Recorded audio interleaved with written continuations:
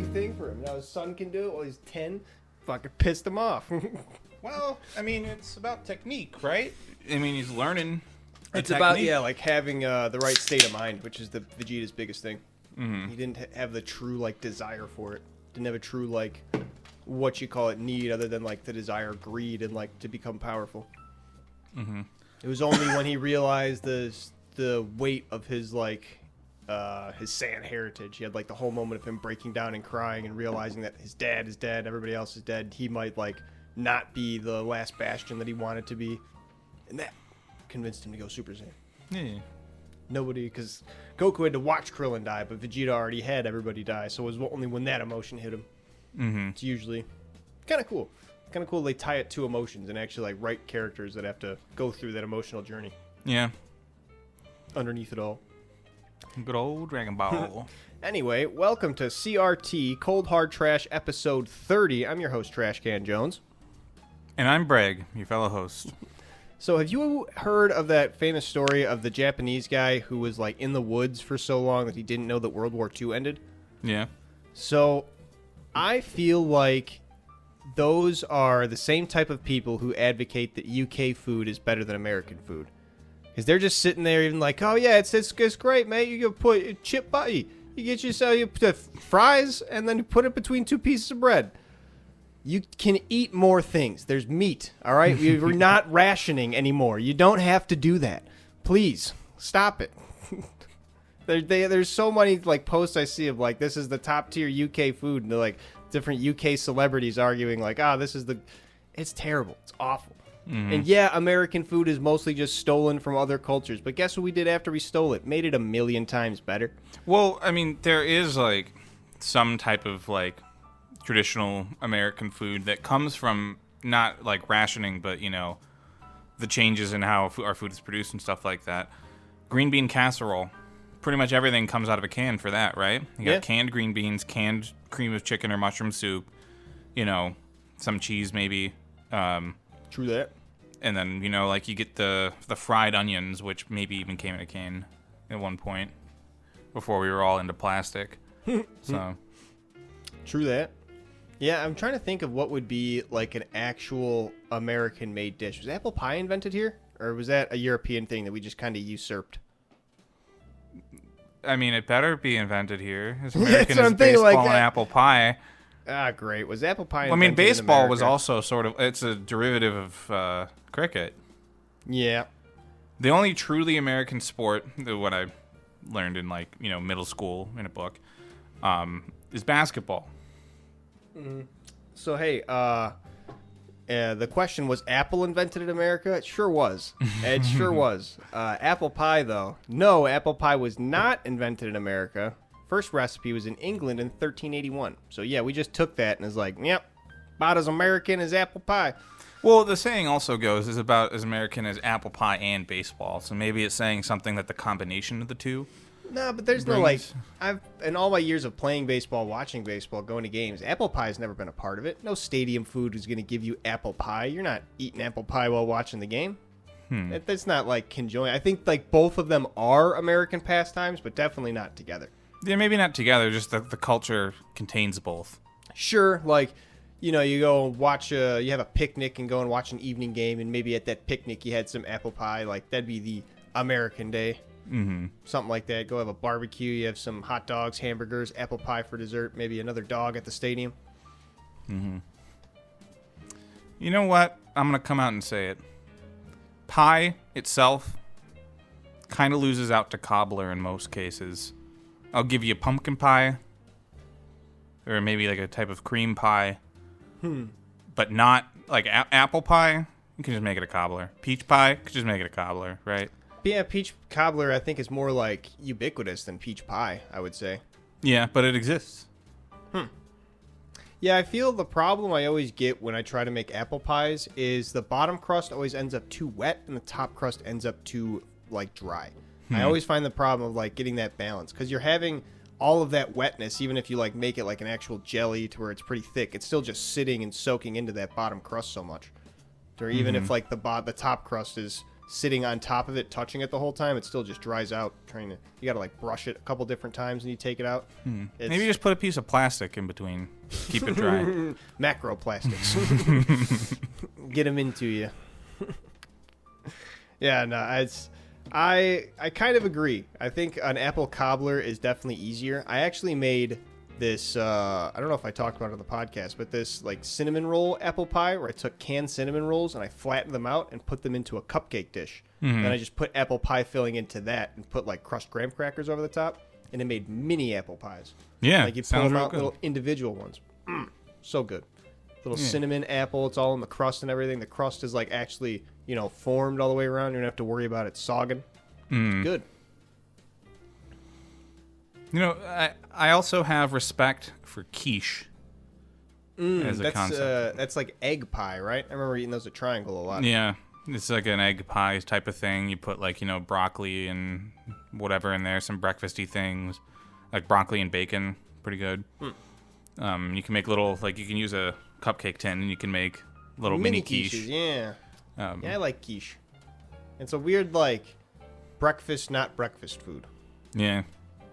Seems like it would be breakfast, but it doesn't have to be. Even though you're eating it with even like hot sauce, I liked it with. It's good stuff. Maybe convert a quiche into a cobbler.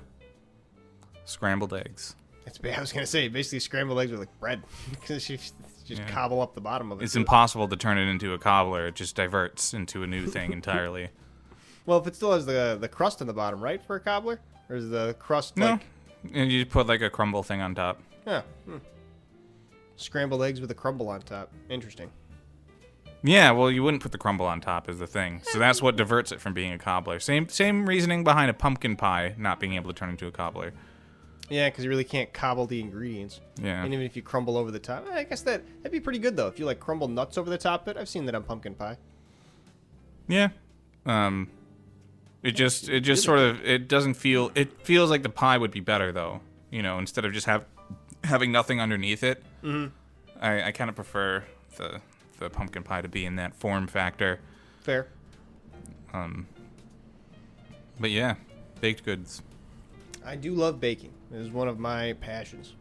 Cakes, pretty good. Love making cakes. I made strawberry shortcake one time. It was so much fun. I want to make that again soon. Nice. Actually, like whipping up the egg whites and everything and making the whole layer cake that stacks up like 6 inches. Ugh. I made a roll cake once. Like those Swiss Miss. Yeah, where you actually like roll it up? Yeah, I made a full-sized one. Nice. And I was like, that's pretty cool. It was a lot of work, and I didn't really have enough people around to eat the cake. Oh. It was sort of an issue, but the Swiss Miss ones I find are always too dense. Like it's always too just like you bite into it and it's just like mud mouth kind of deal. And this was also sort of a dense cake, one of those sour cream cakes. Yeah. But you make it just like a sheet cake, which typically doesn't include sour cream, and then you use the parchment paper and you roll it up. You put it in the fridge so it like gets the form. Right. Then you make this is the reason that I owned freeze-dried strawberries at the time, because I had a whipped cream and then I put in freeze-dried strawberries to make a strawberry whipped cream. And I put that in there and then I rolled it up and I covered it in chocolate because I really wanted. So I like strawberry and chocolate. I think chocolate goes well with a lot of fruits. Yeah. I like it more than most people, I think, because like chocolate and orange, like I like it. I think a lot of people like it, but not everybody. Yeah, no. Or that orange is one of the ones. I like a chocolate dipped strawberry, but not a chocolate dipped orange. Maybe we should make some chocolate dipped strawberries this season. Chocolate dipped strawberries are like my number one fruit dessert. They're so good, and I get them from Fannie Mae, and I usually am always so disappointed on them. There was one year that they were so backed up that I got to watch the person like make them and then hand them to me, and I was like, oh, these are going to be fresh as hell. But every other time I get them, they're like already melting a little bit. The chocolate's cracking at the bottom. I'm like, ugh. It's not even going to be good. It's going to be half soggy.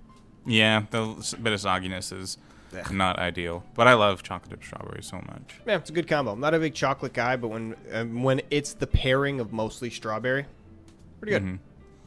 What do you think about those like dark chocolates that include pomegranate or blueberry? Don't think I've ever had them, but dark chocolate is a big thumbs down. I'm a big dark chocolate fan. Go away, dark chocolate. Drugstore dark chocolate. Ugh. Ooh. Get it like 99.9% cocoa, and it kind of tastes like dirt. I was gonna say it just tastes like awful. When you're up to like 70 or 80%, like it doesn't taste like dirt. It's just dark chocolate. And you add like sea salt or caramel or something that sweetens it up a little bit, and it balances, right? But when Maybe a little bit of caramel. I do like caramel. I like just caramel. What's the difference between caramel and caramel? Because caramels are like are they the candies? Is caramel like the drizzle?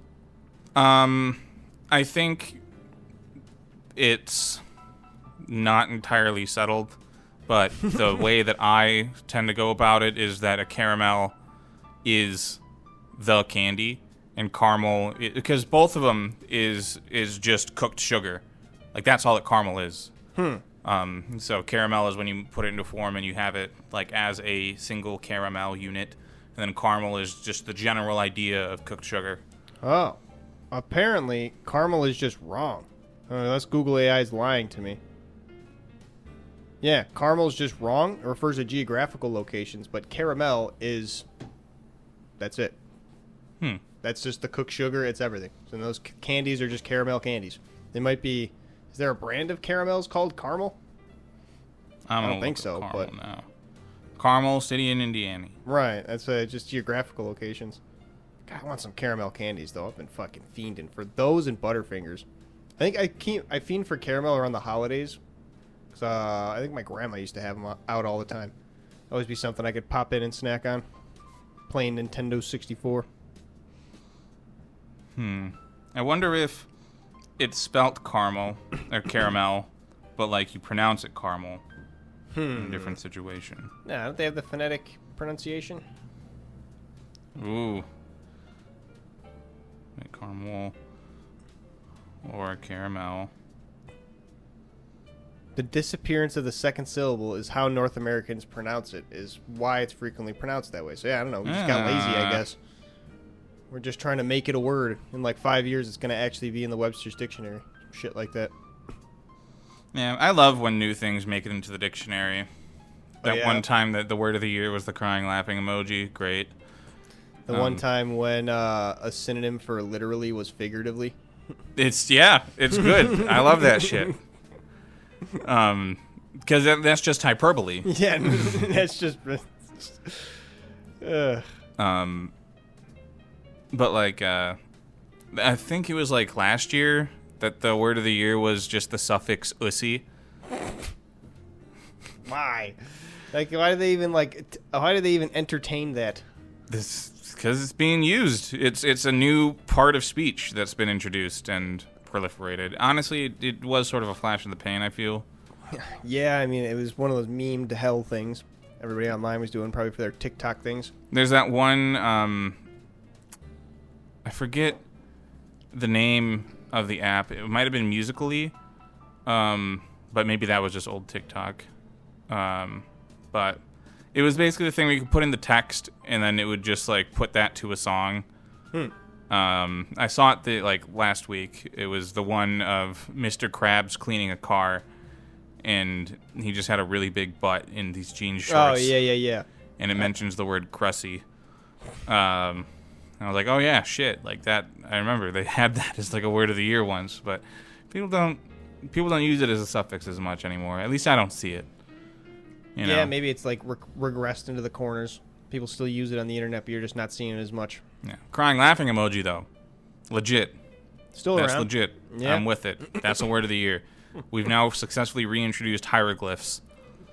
Yeah, and it's a weird way to like. You could probably communicate with somebody you don't speak the language with through emojis. Yeah. Right. Like you could probably if you were really in danger, like you need ambulance emoji. Yeah. Help me. I don't know what it is in this language, but you know what this is, right? Mm-hmm. It's a weird way to think about it. You could actually, I don't know, I wonder how far you could get in a foreign land using only emojis. People would probably be pissed at you, but you find enough nice people. Yeah, but you can't understand them, so. No, but they could point you in the right direction, maybe, if they're willing to help you. No, I'm saying if they're pissed at you. Yeah, that's true. There you go. Yeah. So what's it to you? They're probably just saying, have a nice day in a very stern manner. Yeah. Game Awards happened. Yeah, Astrobot, Game of the Year. Congratulations to Astrobot. Weird one. It is a weird one, but... Don't know anybody who plays it. Well, it's because you need a PS5 to play it.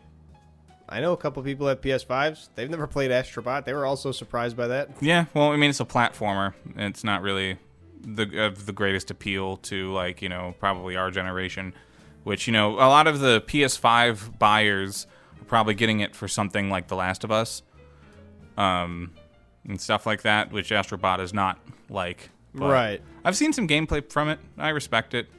Seems like a fine game. Yeah, I've seen like different things that say it. Nothing like terrible. Yeah, it was like, it's good to see like another platformer that's like supposedly as good as Mario, because like what other 3D platformer games are people playing? Yeah, true. At all, it's Mario, and I do think that it's cool that they aren't going the direction of like hyper-realistic graphics, because that's sort of like a big part of like PS5's identity.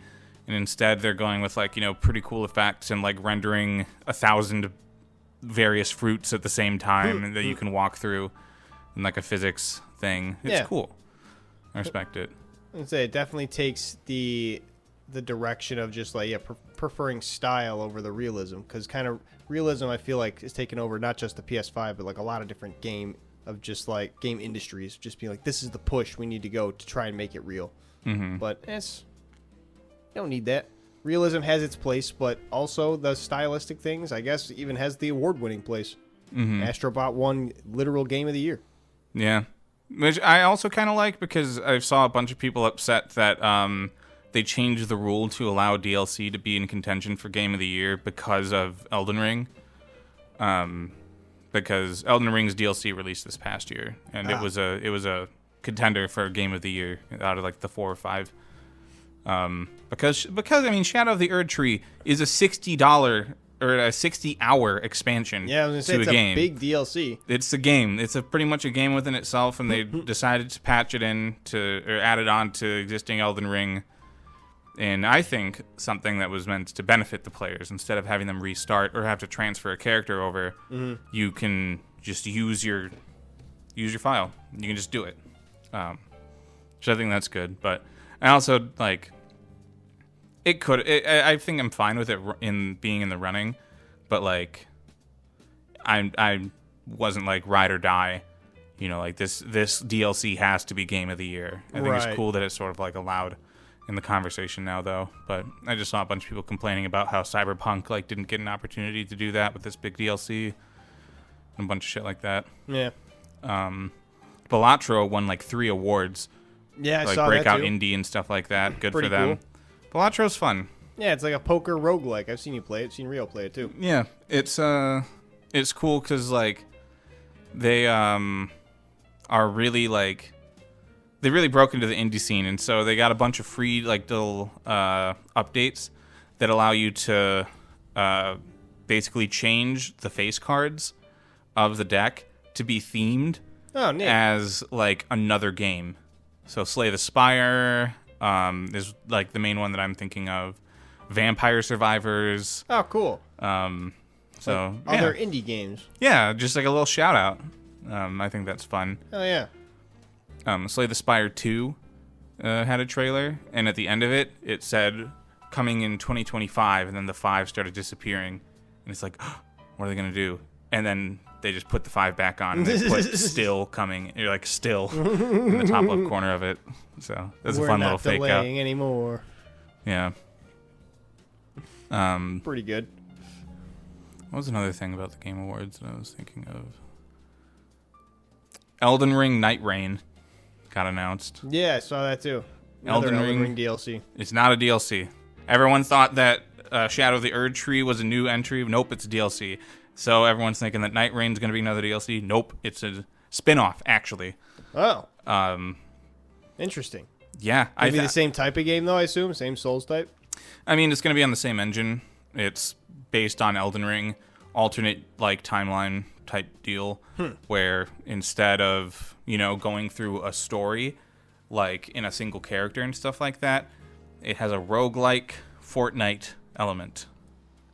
Interesting. Like the storm closing in? Where there is the storm. Huh. It is every run. It takes about an hour, supposedly. 40 minutes to an hour.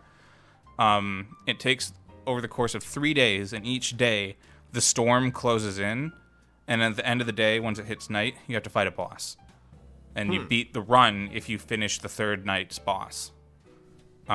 Interesting. It is based around being a squad of 3 people, but you can play solo, and they'll adjust the health and stuff like that. But sounds like a pretty cool game. I think it looks super cool. It's the combat director designer of Elden Ring. The actual director of Elden Ring, Hidetaka Miyazaki, was like, you should probably try your hand at being a director of a game. And then so this is the direction that guy decided to take with it. So it's combat. They're adding shit from Sekiro, where you got like a wall jump thing and you can like mantle ledges.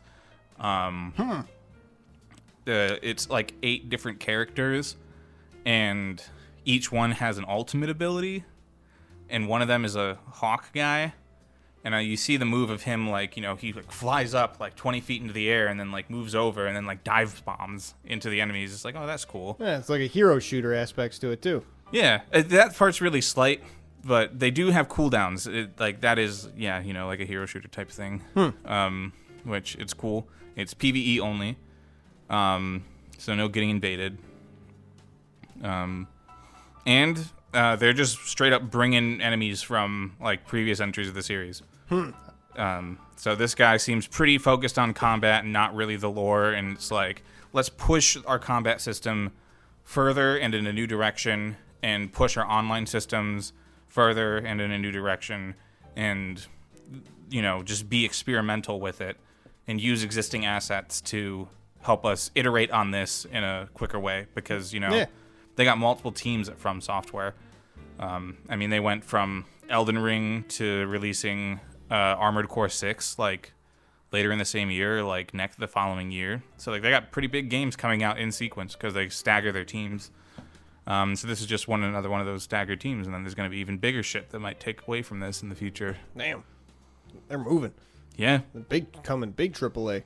Yeah, but they got just a bunch of dudes from the previous games.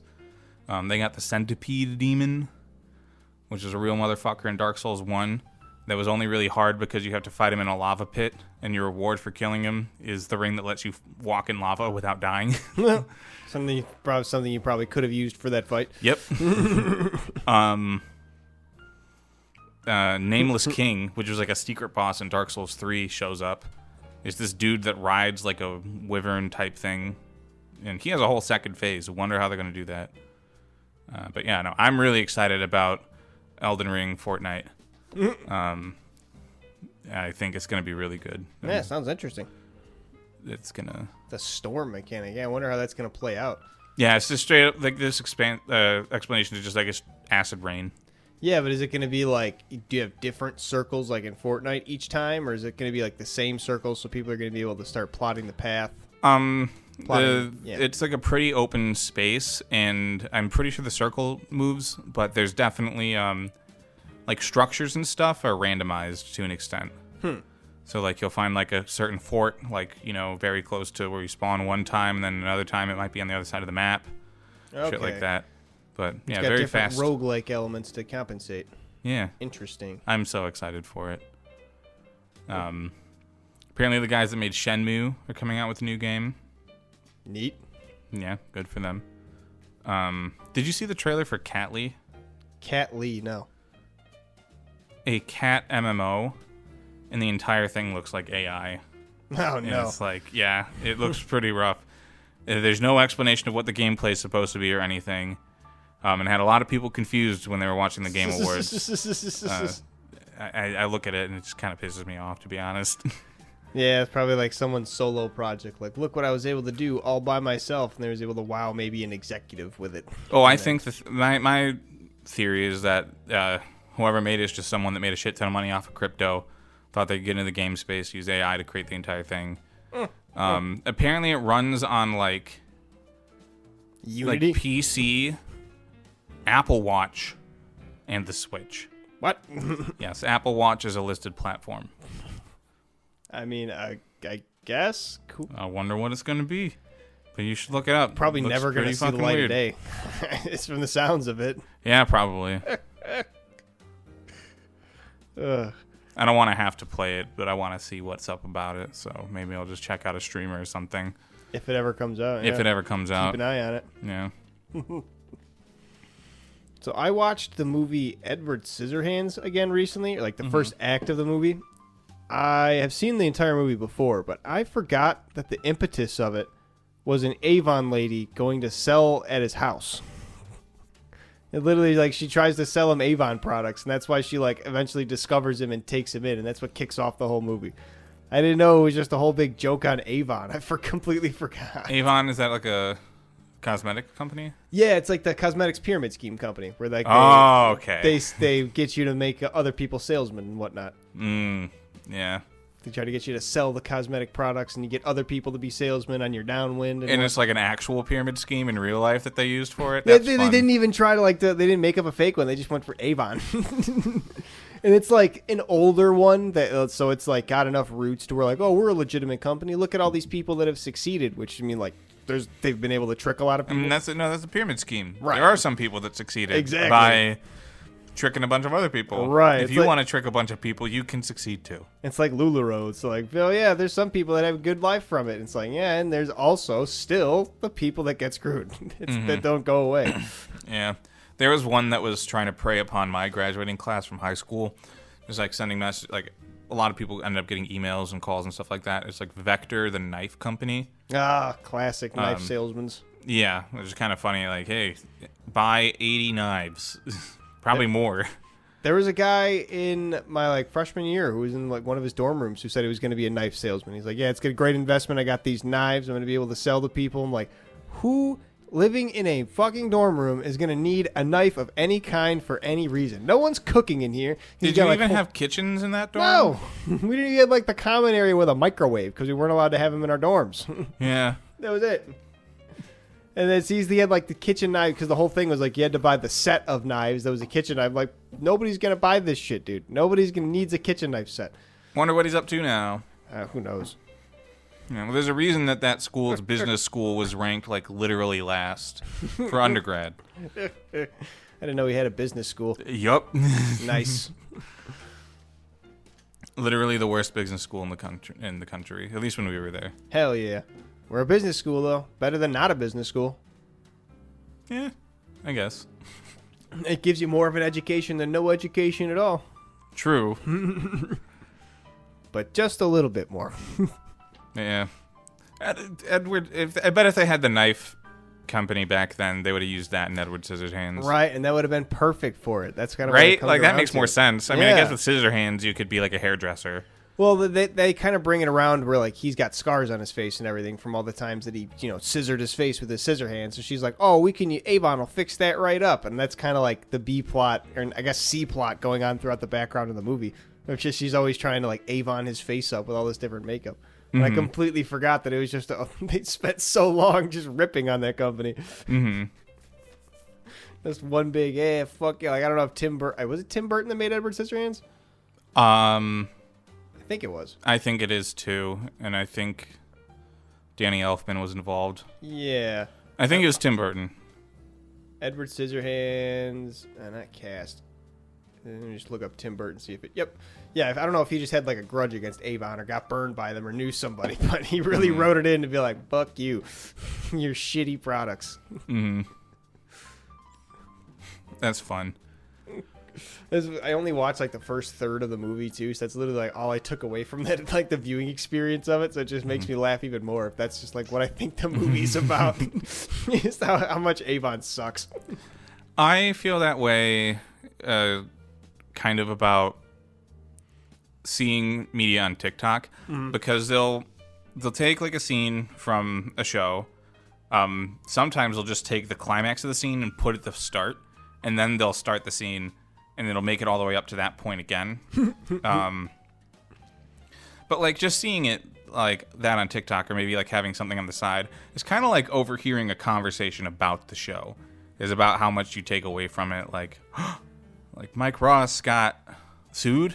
What? Like I don't know everything. I don't know all the context. So it's literally just like somebody like who had watched it and been like, oh. Yeah. Hearing someone else have a conversation about the show is about how much I take away from it. But by the fact that they put the climax of the scene at the beginning, like, I do get interested. It's like, oh, Draws why is he you. doing that? Yeah, like what? What did Max Ross or whatever that you said? Yeah. And one of my favorite type of comments, because like I do end up watching them because they grab my attention, but I don't think it's great to just like have like TV shows be chopped up like this and put on TikTok.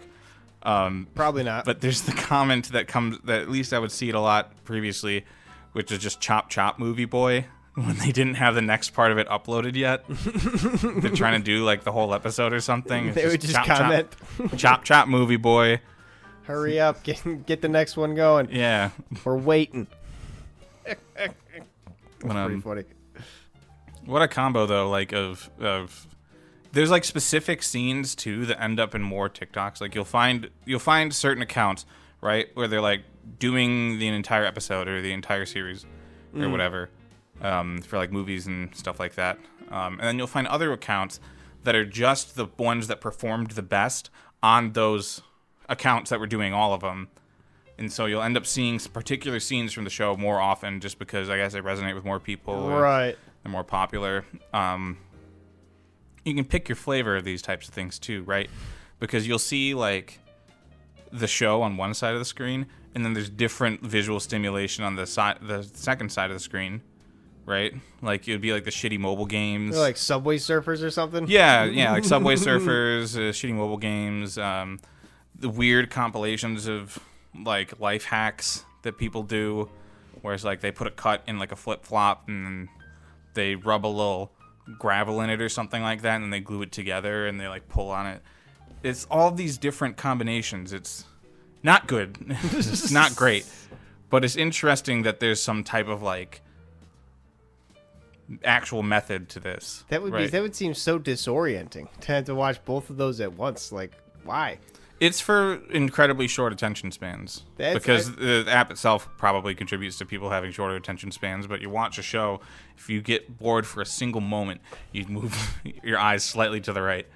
I feel like that's just that's almost intentional. Like someone's trying to shorten your attention span. It's almost targeted. Some shit like that. Yeah, you can make that argument. That's crazy sounding. It is wacky. I don't say that it's a good thing. But if you scroll and you come across these things, they're designed to capture your attention, like, immediately. So, I'll watch them sometimes. It works. That's wild. I prefer to have all my stimuli at my own control, to where I have my own YouTube video and my own Spotify and my own video game, to where I don't have, like, a YouTube, like, doubling up on me. Because I feel like I don't know what I'm getting out of the 2-for-1, Yeah. I want to be able to be in control of all the overstimulus that I'm getting. I want to be overstimulated, but in a very particular way. Correctly stimulated. Yeah, very correctly stimulated. There's a very narrow band, and it's very high up there. Oh, yeah.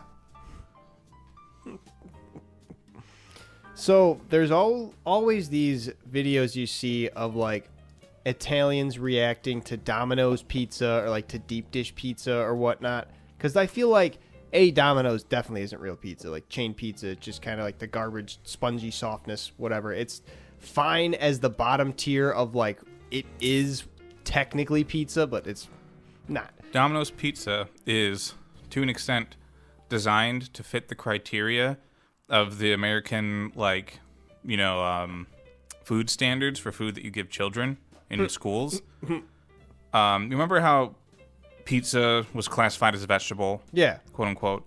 Yeah, Domino's pizza fits the requirement for, like, the same requirement that lunch pizza does. Not every pizza does that. But, so, if you have a pizza party, you're pretty, like in a high school or something, you're pretty likely to get Domino's because they fit the criteria. Interesting. Yeah. I didn't know but that continue about on your opinion about Domino's being shitty because, hey, literally lunchroom pizza.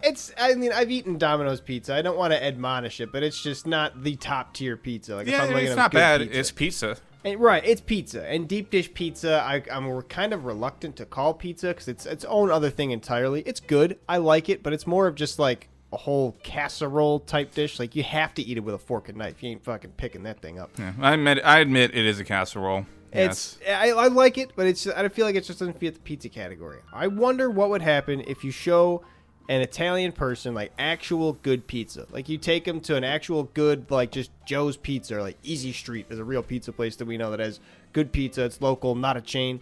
If we took them there and just got them like a regular pepperoni pizza or sausage pizza, think they'd like it?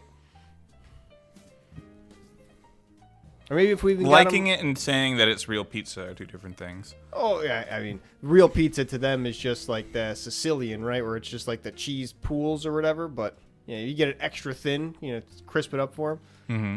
I feel like it's just the better version of pizza. Because, like, Italian pizza, like the original one, like, hey, you have this to be able to, like, feed a couple people or whatever. Like, it's the ingredients that you have that local to put together. American pizza is just like, we're going to make this to feed entire stadiums of people. Mm-hmm. Like, it's going to be made to cut up into 16ths, and everybody is going to get a equal share of that and be satisfied because it's just so much food. Mm-hmm. And there's a different method to the creation behind it, I feel. There's also still like enough variants of pizza within America that I think you could find one. That's what I'm saying. For certain. Like, there's got to be something. Like, either you like really like anchovies or jalapenos or something like that. There's something you can add on there. I think toppings isn't even the question, right? Because like it's about the base. Oh, you can change the sauce too. The sauce, Yeah. the type of cheese.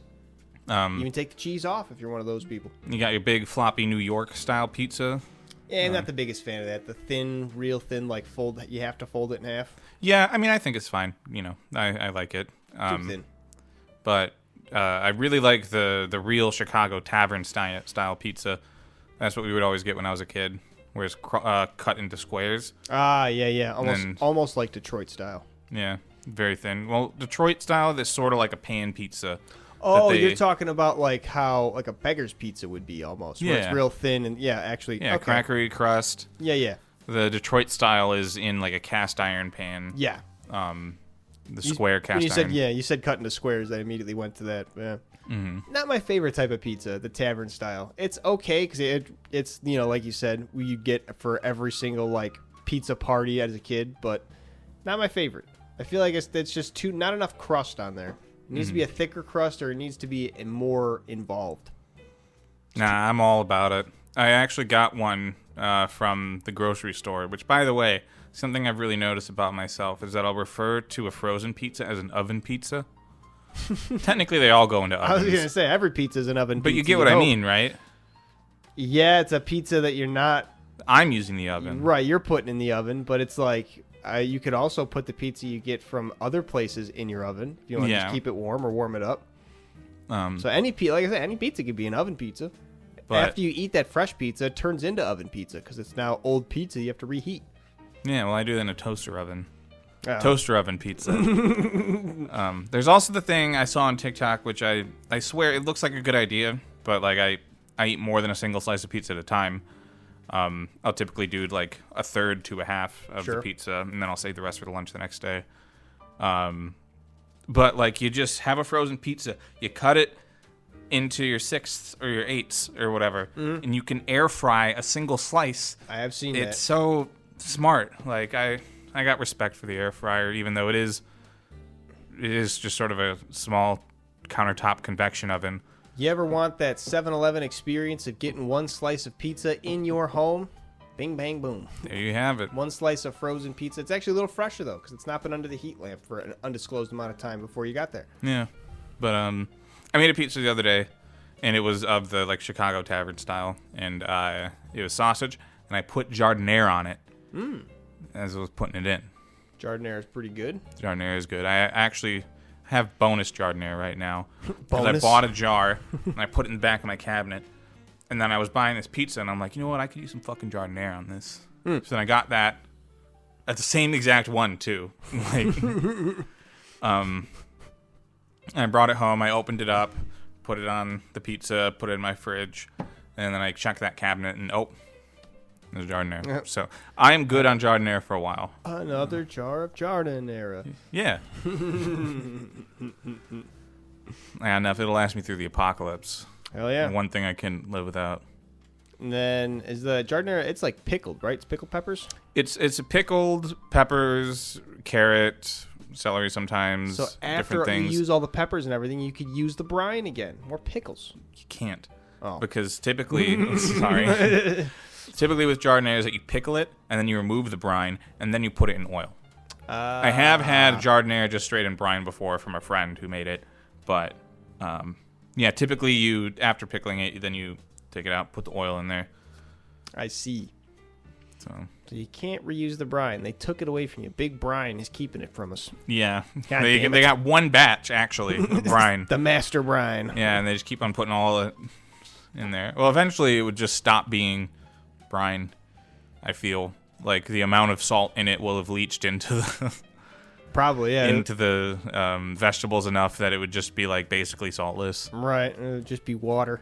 Yeah, that's how we can do a desalinating the oceans and stuff. We just keep on Throwing vegetables. yeah, just throw a bunch of fucking vegetables in there. Boom. You just get like a big helicopter, just cuts down like a whole forest of trees and then drops them in the ocean. Bing, bang, boom. That's this will save the earth. We're helping. You hear about that like redwood tree in California or somewhere on the west side of the country that like They are in California, I believe. they don't disclose where it is.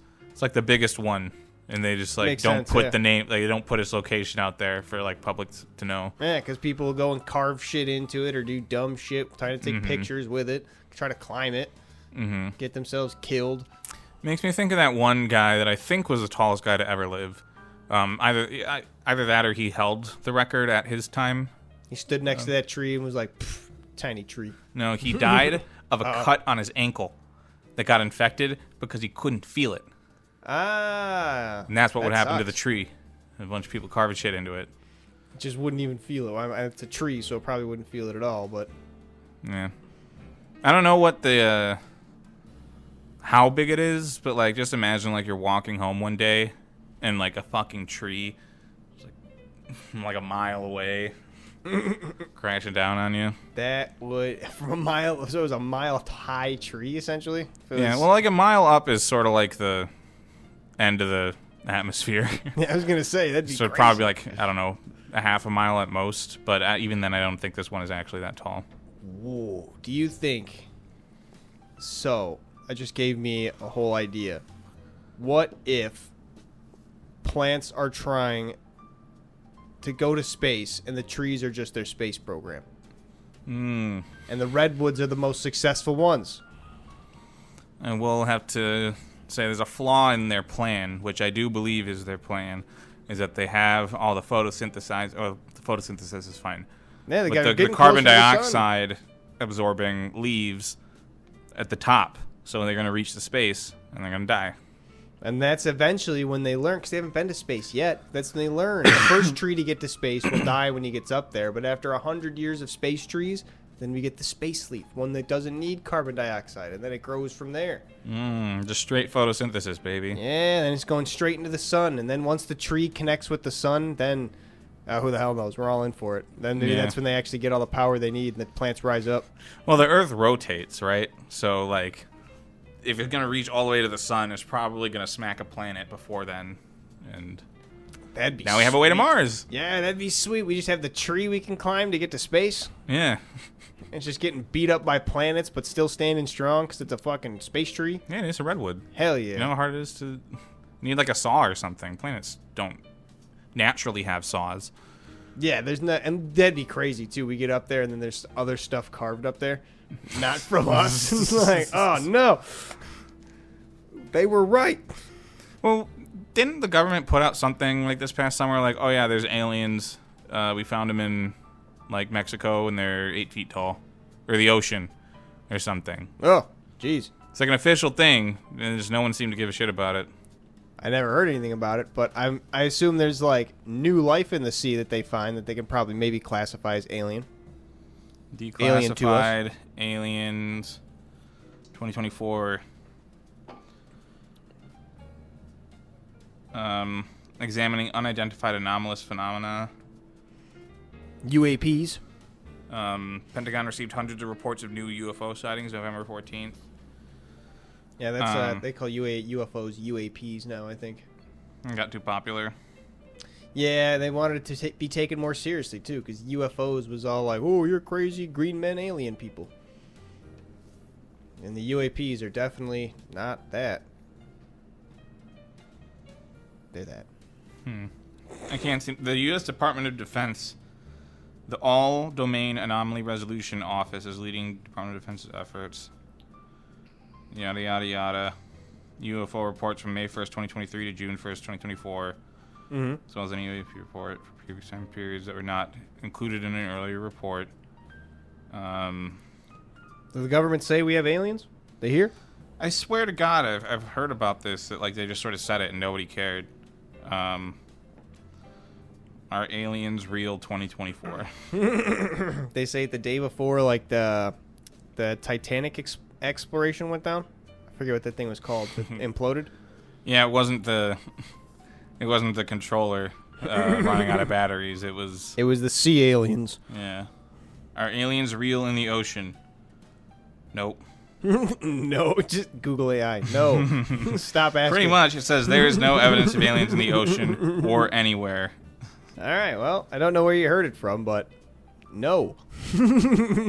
I think what this is it was another type of thing where it was just like, oh, well, we can't confirm or deny, and people ran with it, and they were like, they didn't deny it. Yeah, I suppose. One of those things they like to do. They like to be shady with the information, or not information, but the way they disclose information. Yeah. Pick their words very carefully.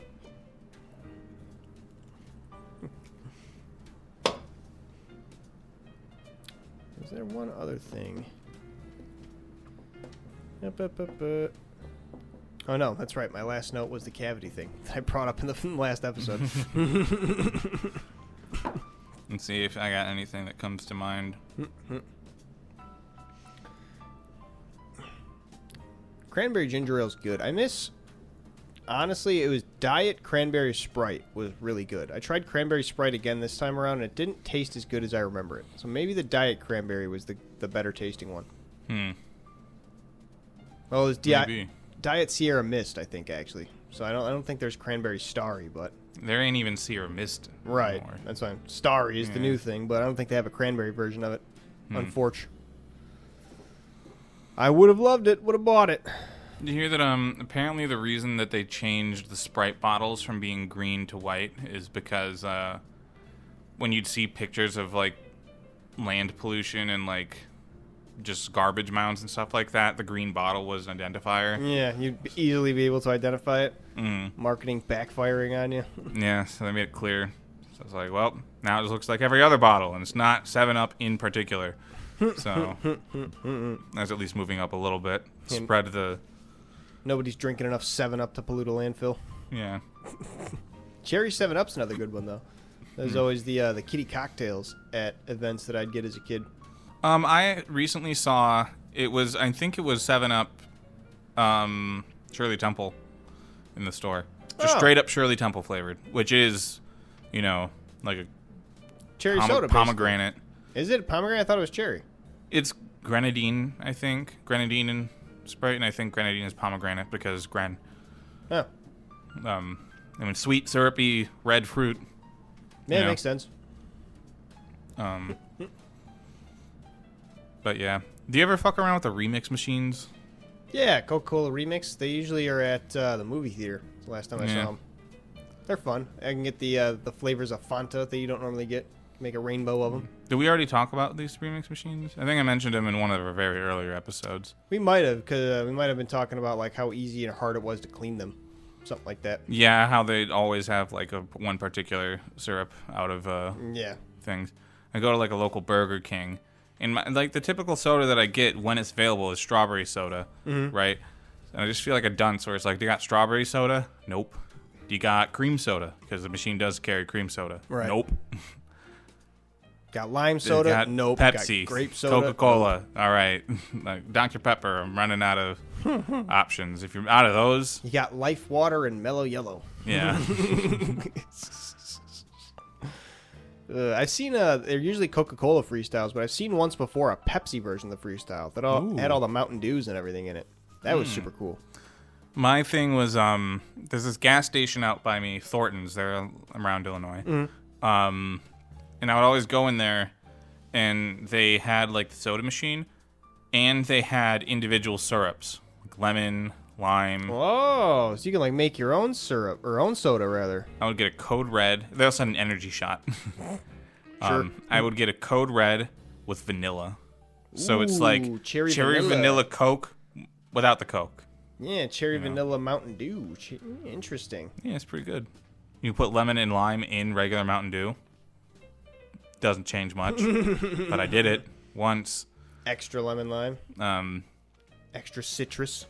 Yeah, but I don't know. With the remix machines, I've also like done it where it's like, I want like 2 separate flavors in here.